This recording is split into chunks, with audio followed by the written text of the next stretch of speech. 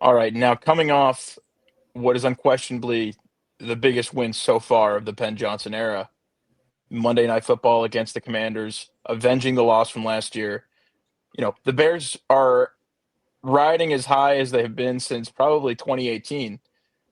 When you think about, in terms of optimism and confidence, they're playing at home against, I'll call them a sneaky New Orleans Saints team, because this team was a very popular pick to be picking number one overall, be the worst team in football. That's what you heard from a lot of pundits, a lot of the media spin. But if you have been paying attention to these New Orleans Saints, the record's not great, but they have kept themselves in a ton of games that they otherwise wouldn't have. They gave the Bills a run for their money. The Patriots are one of the best teams in football right now, or have at least been playing like it. And the Saints were, consistently moving the ball against them. And Spencer Rattler, we got to give our props to him. We got to give a shout out to Spencer Rattler for what he's been able to do, completing the completing his passes at a high clip, 6 touchdowns to 1 interception. So this is no scrub team for the New Orleans Saints. Not your typical 1-5 team here going into Chicago. Bears are playing at home. One thing I'll just say off the bat about the Bears is when you're coming out of a bye week, you want to look for very specific intentional improvement. And the Bears' running game has been downright awful. Had been awful all season going into last week. And one thing I really wanted to see coming into Monday Night Football was the Bears establish an identity in their run game. What do you do well? Because running DeAndre Swift up the middle and trying to get him to commit to a hole was just flat out not working. So Ben Johnson had to make an adjustment, and boy, did he. He just committed to wide zone, running off tackle, running behind Darnell Wright, who had one of the best games of his career, blocked 2 guys on multiple plays, and just opened up it, set up DeAndre Swift for his best game as a Chicago Bear.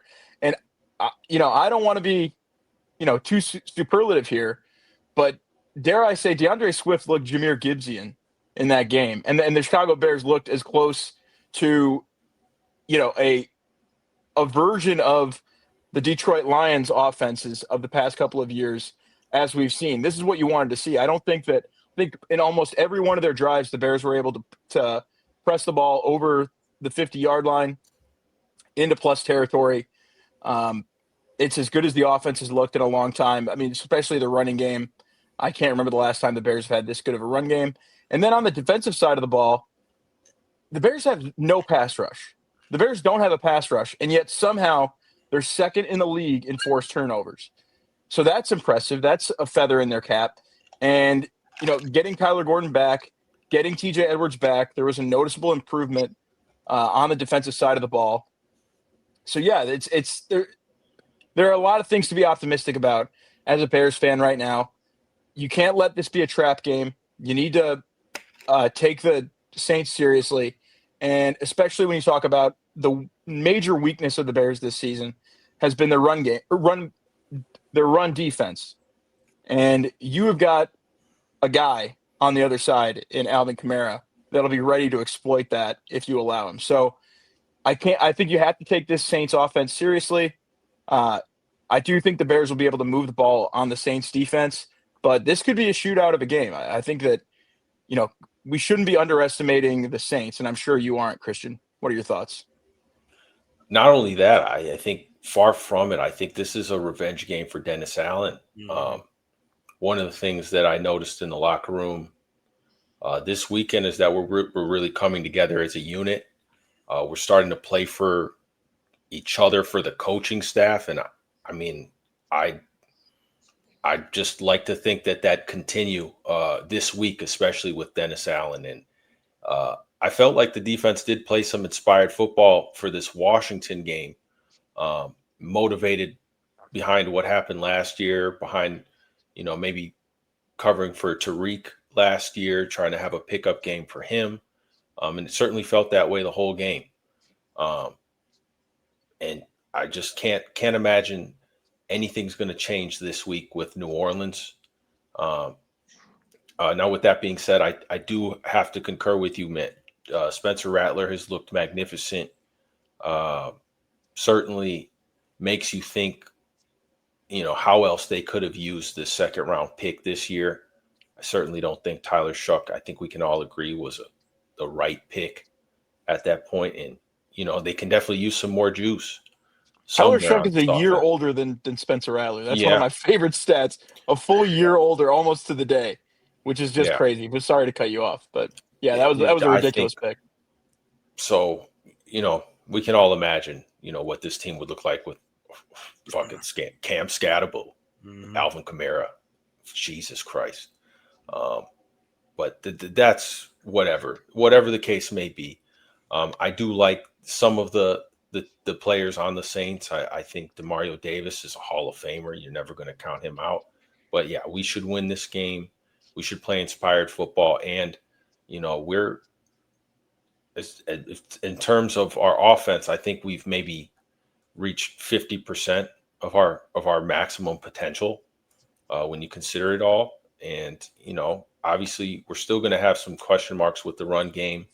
I still think plenty of yards are being left on the table by all of our skill players. I mean, Cole Kmet had a screen, a tough play to bounce it out, but, he had 10, 15 yards if he bounced out a screen play. Even DeAndre Swift on a couple big plays is missing lanes. I think he could bounce out a lot. Obviously, Luther Burden needs to play over Zacchaeus right now. If he's in and making that play instead of Zacchaeus when he drops the ball there, that's probably a touchdown for Luther. And then Loveland, I see the vision with Loveland, and I know everyone's going to criticize the Bears for not taking Warren. Warren's a monster, and he certainly is. And I think we can all agree he was the number one tight end on the board. So Poles absolutely has to get bashed for not at least coming away with an extra draft pick. Maybe swapping picks 10 and 14 in the draft. Absolutely, but I see the vision with Loveland. He's got plenty of wiggle. I think he can play the X, and like I said, if he can mimic 65 to 3/4 of Nico Collins uh, on his reps at the X spot, that's a home run pick. Plus everything he can do in the middle of the field. I basically think he's Sam Laporta. Sam Laporta 6'3", 245. Colston Loveland 6'6", 248. So he is the 6'6" version of Laporta in my eyes, and I just like to think there's still a vision here, despite everyone wishing we'd have a guy like Tyler Warren. I think there's absolutely a vision. I think that you wouldn't be taking him 10th overall if you didn't get the full stamp of approval by Ben Johnson, the guy who made Sam Laporta, at least in the NFL, into what he is currently. So I think still the book is yet to be written on Colston Loveland. I do want to say, too, I didn't get my pick in, that I think the Bears are going to win this game. I do think they're going to cover as well. Playing at home, the Bears are a better home team than they are playing on the road, at least in recent history. So give me the Bears to win and to cover. Yeah, I think Spencer Rattler, if there's one defense that is going to be able to get to him, it could be the Bears defense here, the way the secondary is played. I think he's due for a couple of turnovers, and I think that's what we'll see on Sunday for the Bears. And the Bears secondary has been making plays, forcing turnovers with no pass rush. So, that's pretty encouraging. And if the Bears are able to clean up the penalties, that game last night could have been a blowout in the Bears' favor if they just clean up half the penalties that they had in that game. So that's encouraging, and it shows that the Bears are moving in the right direction, that they were able to win despite that. But, hey, we got the Bears fans' takes here. I'm curious to hear an outsider's perspective.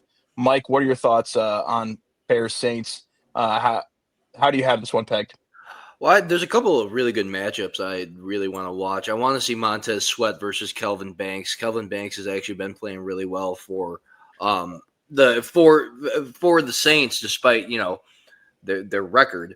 But I think this is kind of a old head versus the young buck kind of thing. I mean, we'll see. I really think that the Bears front has the edge, going up against this Saints defense or this Saints offensive line.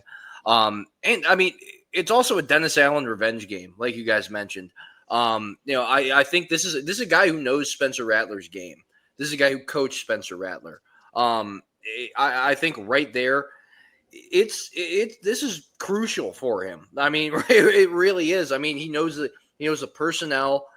I would assume, just with kind of how they've played so far, he can pick up on the tendencies. I think it'll really play into his favor in terms of probably being able to disguise blitzes and then go after Spencer Rattler in ways that, only Dennis Allen could. I've been really impressed though.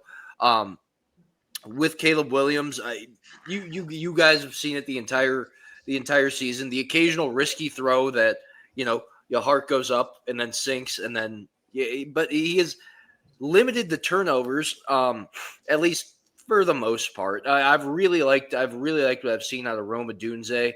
And DJ Moore's still there. He's still getting catches. He's still targeted in this offense, which I'm very surprised with. And I'm actually curious to see what you guys think about it, seeing that, he's not getting completely phased out into it. Like he had 4 catches for 60 yards last night. I mean, he's not being just converted into a running back, which he is efficient at. DeAndre Swift is looking great. What you are going to have is Jawan Johnson working back from an injury. I think he's questionable going into this game. That's a major pass target and a big pass target for Spencer Rattler going into this game. That's going to be tough. Demario Davis, though, as you mentioned, Christian, been playing his ass off. But I mean, right where it hurts them is where Caleb can exploit them, and that's the chunk plays, because their secondary has been giving up out, especially their I don't know who the cornerback 2 is for the Saints, but them and the guy they have in the slot have been getting absolutely hammered this year. And right there, I mean, you've got Rome, and then who do you got out of the slot? Is it DJ Moore out of the slot, or who's usually slotted there? I mean, it's Ben Zaccheaus. But it's Ben Zaccheaus. Yeah, that, after last night, it may not. I think a change might be on the way. Yeah, but go ahead. It has been, but no, I mean, the one I think where you guys can break their will. I think if you're able to take away Chris Olave, not taking away Chris Olave is going to be a challenge in itself. I mean, he's been the main pass target for them. Alvin Kamara still looks explosive. He's a safety valve for Rattler, but he is not what he's been. I wouldn't be. I mean, I am on my fantasy team. I hope he kicks y'all's ass, but yeah, I mean, I do have the Bears to win this one, and I do lean the Bears to cover, but I also like the over in this. I like the over. I think just on the Bears side, and then what I think the Saints can put up complementary to that. Bears are going to win from their defensive playmakers. You guys do have the home field edge coming into this one, and I think you've really seen that. And I'd like to hear how you guys think of it. From what I was watching last night especially, it does look like Caleb. I know the stats may not have said it, because there was a lot of balls that went in and out of hands. I mean, it was a little bit of a funky game, but it looks like he has enough control of this offense to exploit what I think is a very vulnerable Saints secondary. And I mean, they may hang around. The only way, I mean, you're going to need it out of Spencer Rattler. I just don't think they're going to have it. So give me the Bears in this one. Yeah, it's an interesting game. Like I'll preface this by saying, like, I'm having a hard time getting to laying 5.5 points to the Bears, but you guys had a lot of really solid points, kind of either anti-Saints or with the Bears. To kind of emphasize what you were saying, like I was really impressed with Caleb Williams last night, and I texted you guys, at the start of the game, and I'm like, who the hell is starting at left tackle for the Bears? And it's funny, we can laugh and talk about it, but the way that they were able to move the football, running the ball, and to be honest, I didn't feel like Caleb was flustered a whole ton, given what you guys are working with on the offensive line. I was actually rather impressed with the performance, and maybe it was more of an upgrade at coach with Ben Johnson. I think look, Ben Johnson is I'll give him this credit. He's doing that way with the Lions too. He's an extremely self-aware coach, and I think he's able to. He has a fantastic job with his scheme to negate weaknesses and then find the strengths of what his team does best eventually. And I know you guys talk about why the Bears running up the middle so much early in the year, and it looks like he did exactly what good coordinators and head coaches do, and they use the bye week to their advantage. They played to their strengths, and I got to give a shout out there specifically to Ben Johnson. That's why you guys hired him. Um, why I can't necessarily get to the laying 5.5 points to the Bears is kind of just the spot. You come off an emotional win on Monday night, and then you're coming back home to lay 5.5 points. I don't love the spot, and the Saints have been a little bit sneaky this year. It is true Dennis Allen probably knows the ins and outs of this team, but I do think that it's a entirely different coaching staff. I think Kellen Moore, I got to give him a little bit of credit for how the Saints offense has looked through, despite not winning games, but they've looked at least serviceable. Um, so I can't bring myself to bet the Bears 5.5. I can't really bring myself to bet the Saints either. Kind of a stay away for me. But look, I think the Bears are on the ups, and hopefully they can handle business this week. I do have concerns for them personnel wise. I think through the course of a season, but the improvements that you expected with hiring a new head coach are starting to come to. Those fruits are starting to bear, and I think that's a great sign for the Bears in general. No pun intended there.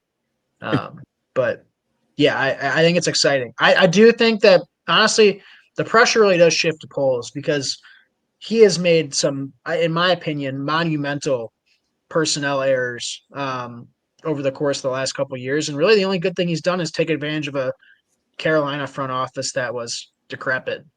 Um, Yeah. I kind of agree with you, Christian. I think Colson Loveland, there's still some meat on the bone there. We haven't really seen his best yet. But as far as the rest of the draft picks, I get picking Luther Bird, and that's a high upside pick. I think we'll start to see some more of him, but these middle rounds, I still think that there's a lot, a lot to be had there, and I'm just not thrilled with Ryan Poles as a GM in general. I know it's an entirely different conversation, but I still think that this team is like one step away personnel wise to being like a legit contender, and it probably won't happen this year. But the GM that made these personnel missteps, you guys gave an extension to. So that's my one concern with the Bears. But as far as the on-field product, light years different, and I'm starting to believe that Caleb Williams can start garnering the talk that Drake May's been getting, or that Jaden Daniels has been getting. Like I think after last year, Caleb's rookie year, people didn't give Caleb enough credit for I think how well he played last year, given the circumstances, to be honest. And I think now with what seems to be a more competent scheme and head coach, look, the sky's the limit for Caleb still. And I think we should all be excited about that. Yeah, you're preaching to the choir on Caleb. I didn't really get to give a Caleb take here in my analysis, but no one's going to say after last night that Caleb Williams is affirmatively better than Jade Daniels. But I'll tell you one thing: one guy put his team in position to win the game, and one guy affirmatively gave the game away. And you can call me a Commanders hater, JD5 hater, all you want. Guilty as charged. But hey, it was laid bare for everyone to see right there that there were a couple of plays in that game where Jaden Daniels really cost his team, specifically the Brisker interception early on in the red zone, and then obviously the fumble to turn the ball over when the Commanders essentially had the game in hand. And then Caleb did what he had to do. And what he's done consistently throughout this season in these close games is he has been able to, outside of week 1 and week 2, really, when they really didn't have a chance, that game was just out of hand early, he's put the team in position to win, and he's been able to move the ball down the field. He has that clutch gene, as you can see. And early on, I think he plays a little jittery. I think he plays a little juiced. Ironic when this is a guy who on Hard Knocks last year said that he never gets nervous. Certainly doesn't play like it. I think he plays very nervous at times, and you can tell. But once he's able to calm those nerves, once he's in the biggest moments, the guy's stepped up, as I'm turning blue here. But, yeah, I think you got to be encouraged with what you've seen from Caleb. Still a lot of room for growth. Still a lot of meat left on the bone in terms of making some of those easy throws, both the receivers making it happen, and then also Caleb putting the ball on target. There's still some accuracy concerns there, but this is why you brought in Ben Johnson, right? To figure this stuff out, to hone that easier stuff, so that Caleb can still implement that wow factor that we know he has and we've seen. Just needs to hit some of those layups, and I think he's starting to get there. There's still a little bit of work to do, but hey, it's a great win for the Bears to come off of, and a great culture building win. One note here for fantasy: you mentioned Luther Burden, and we talked about Olamide Zaccheaus, talked about DJ Moore. DJ Moore is coming off, got injured towards the end of the game this past week. I think his status is still up in the air after, we're recording this Tuesday night, Monday Night Football. He did make a trip to the hospital to get something checked out. He looked fine, but we'll see. And Zaccheaus has had his worst game by far of the season. I think probably lost a lot of trust in the offense and in Caleb. So just as a little fantasy note, if you're a guy like me who picked up Luther Burden early, maybe you drafted him, maybe he was on waivers and you took him and stashed him. This might be the week to deploy him and see if he really takes the next step in that offense, because you saw a few more designed short yardage yak plays that were specifically designed for Luther Burden. We know they've got a lot of that in the playbook for DJ Moore. So look for Burden to start to get a few more of those looks, possibly encroach on DJ Moore's territory, and get a bigger target share. And I think anyone who knows Luther Burden's game, the more targets you give him, the more of a chance that you're going to see something explosive. So could be a good time to deploy him if you've got him in fantasy and you're in a pinch at receiver spot, like me with Puka Nacua possibly being out. So that's going to be my play this week. Just something to watch out for. Any last minute thoughts on this game, guys? One more shout out. Roma Dunze is playing like an absolute wide receiver one, and I think that is an absolute home run of a pick that you guys hit. And what I think he will be, matched up against what will be a cornerback two, for the Saints. Very exploitable. And if they don't give safety help, the guy's ceiling's to the roof. He's looking fantastic. Yeah, one. I've got one. Sorry, Christian. Real quick, I've got one last point of what kept me off the Bears, and it's a fast one. You mentioned it, Pat, and you gave them credit. I think that they've been really lucky with turnovers, and I think teams can kind of move the ball against them. They've been a little bit lucky. I mean, you saw it on Monday night. Like the fumble was, again, it was Jane Daniels' fault, but it was nothing that the Bears defense did to force it. It was just a mistake, which happens. But I just think that at some point that might regress, but some teams have a knack for it. So just wanted to. No, that's a totally fair point, especially like I said, with arguably the worst pass rush in the league. You're not going to be second in the league in turnovers throughout the entire season. So I definitely agree that could be a sign of regression. But Christian, any last minute thoughts on this game? Yeah, we could talk about Jaden when we talk about the Commanders. I just think it's just a grade A example of how you fail a quarterback early on in roster construction. They've just done a terrible job. But the final point, Turtle's point, in regards to Poles, he's been known to be a horrible midseason acquisition GM. I think with what's on the table right now, I don't think he can afford to not get some return on investment for Braxton Jones right now, and maybe make an upgrade somewhere, whether it's on the defensive front, maybe it's in the skill room somewhere. I know you can't really think about it right now. You can't really trade DJ Moore now, but man, if you could pair DJ Moore and a pick for a better player, you might want to look into it. Certainly got to get off Braxton Jones right away. And if Cam Robinson's going for a 5th and 6th swap, I don't see how you don't get a 4th, 5th swap at the very least. So Ryan Poles, do your damnedest to get it done. Just something.